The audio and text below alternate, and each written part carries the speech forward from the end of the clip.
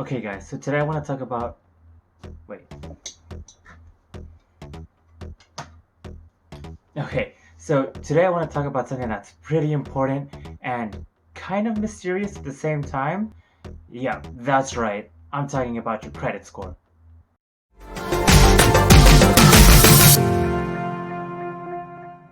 Hi YouTube, and once again it's Millennial Lou here. And whether you're a millennial, baby boomer, Gen X, or Z, here we'll discuss financial topics they didn't teach us at school.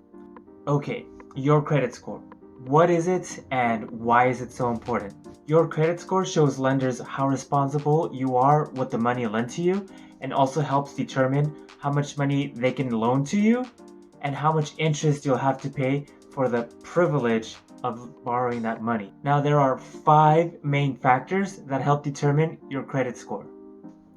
Number 1, credit history. Credit history accounts for about 35% of your total credit score, so even just one late or missed payment can drastically drop your score. So please ensure that you always pay your credit card bill and loans on time every month. Number 2, credit utilization. How much of your total available credit are you using? This comprises about 30% of your credit score. Keep in mind this takes into consideration both your credit card utilization on individual cards as well as your total cards. Ideally, you do not want to be carrying over a balance on your credit cards. However, if you do, try to make sure that you're not going over 30% utilization on either your individual credit cards or your total available credit limit. Take into consideration the following example. Person A has a credit card with a limit of $1,000 and they owe about $800 on their card. That means they're utilizing about 80% of their available credit on that card. This looks really bad to credit card lenders.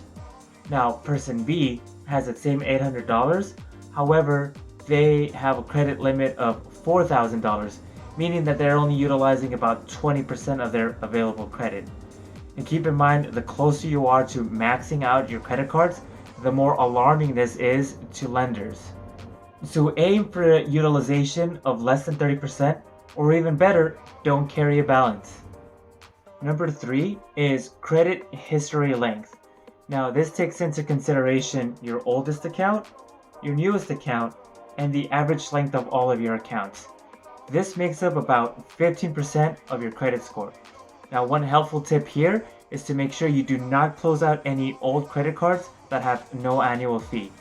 It may even help to make a periodic purchase on them. Just make sure you actually pay off those purchases. You don't want to end up missing one of those payments and end up dropping your score as a result. Number 4 is credit mix.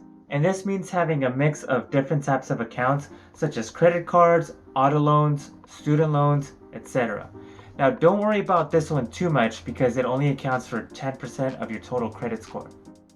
Number 5 is new credit, and this is how many new lines of credit you've been applying for or opening. Now keep in mind, every time you apply for a new line of credit, you're going to get a hard inquiry on your credit. And every time you get a hard inquiry, it's going to ding your score. So you don't want to be applying for store cards left and right. Now keep in mind, if you're shopping around for a car loan or a mortgage and you end up having to do multiple hard inquiries on your credit, that's okay. Because lenders know that if you're shopping around, then you're going to be doing multiple hard pulls all at once. That's not going to affect your score too negatively. Now, as a bonus, here are some surprising things that can affect your credit score. Unpaid bills or rent, unpaid medical fees, library fines, parking tickets. Now, while these don't report to the credit bureaus directly, they can be sent to collections. And when you have a bill that's sent to collections, that very negatively impacts your credit score. So I recommend checking your credit score periodically. I like to use Credit Karma. However, there are plenty of options out there to check your credit scores, such as Mint, the Chase tool, and I'm sure there are plenty of others. Now keep in mind, all of these are going to be approximations of your actual FICO credit score. To get the actual FICO, you would want to apply directly to the credit bureaus. You have to pay a small fine, and it might be useful to check it out, but I think getting that approximation from Credit Karma or whichever one you choose is good enough. It gives you a good basis of what your credit score looks like, and you can help make decisions based off of that credit score and know what's been helping your score and what has been detrimental. So in conclusion, try to pay off your credit card bills and loans on time every month. Try to keep your utilization below 30%. Try not to close out any old credit cards as long as they have no annual fee. Try to have a nice mix of different types of credit. And finally, don't try to apply for too many new lines of credit all at once. I hope you found this video helpful. Thumbs up if you did, and be sure to subscribe if you like this type of content. And comment below if you have any other topics you'd like me to discuss. I hope to see you in the next one, and take care for now. Goodbye.